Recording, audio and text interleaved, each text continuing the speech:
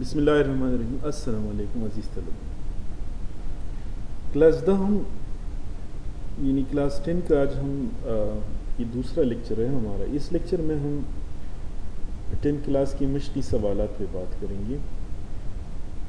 سبق مولوی عبدالحق میں 3 سوالات جو بہت اہم ہیں، ان میں سے پہلا سوال جو ہے وہ ہے مولوی صاحب نے ریاست حیدرآباد دکن میں کیا اہم خدمات انجام دی. تو اکثر طلبہ یہ پیپر میں آ جاتا ہے یہ سوال.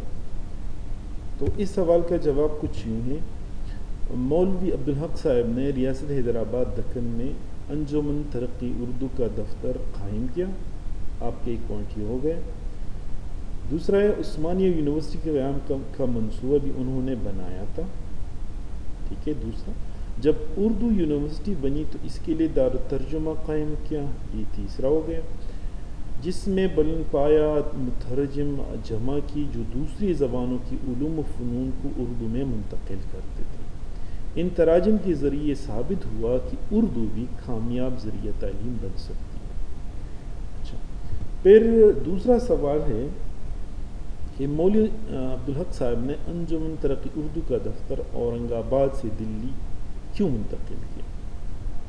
تو جب کانگریسی ہندو لیڈر گاندھی اردو کے بجائے ہندی کو قومی زبان بنانے پر تل گئے تو مولوی عبدالحق صاحب نے گاندھی کے اس فیصلے کی بھرپور مخالفت کی اور انجمن اردو کا دفتر اورنگ آباد سے دلی منتقل کیا. دہلی میں انہوں نے ڈاکٹر انصاری کی کوٹھی کرائے پر لی. اسی کوٹھی کو مولوی عبدالحق صاحب نے اردو کا گھر بنایا، یعنی مرکز بنایا، اور انجمن ترقی اردو کا دفتر بھی یہی قائم کیا. ٹھیک ہے. یہ آپ کا ہو گیا دوسرا سوال. تیسرا سوال ہے، اور یہ تو اکثر آ جاتا ہے پیپر میں، عام طور پر بھی اس کے متعلق سوالات آتے ہیں کہ مولوی عبدالحق صاحب کو بابائے اردو کیوں کہا جاتا ہے؟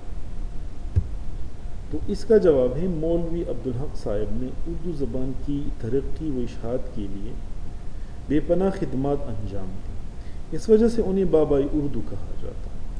ہندی کے بجائے اردو کو قومی زبان بنانے کے لیے آپ نے ساری زندگی کوشش کی اور آپ اس کوشش میں کامیاب بھی ہوئے.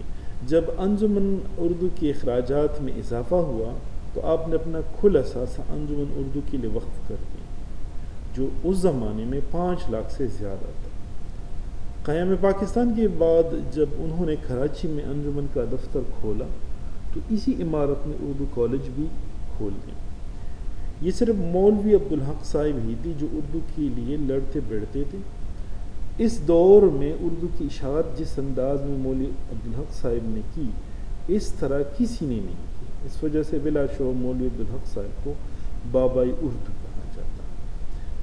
اچھا، اس کے بعد میں نے ایکسٹرا شعر ڈالا اور یہ کچھ اشعار میں ابھی کر رہا ہوں. انشاءاللہ یہ بھی اگلی ویڈیو میں آپ کو مل جائیں گے. اردو ہے جس کا نام ہم ہی جانتے ہیں داغ، سارے جہاں میں دھوم ہماری زبان کی.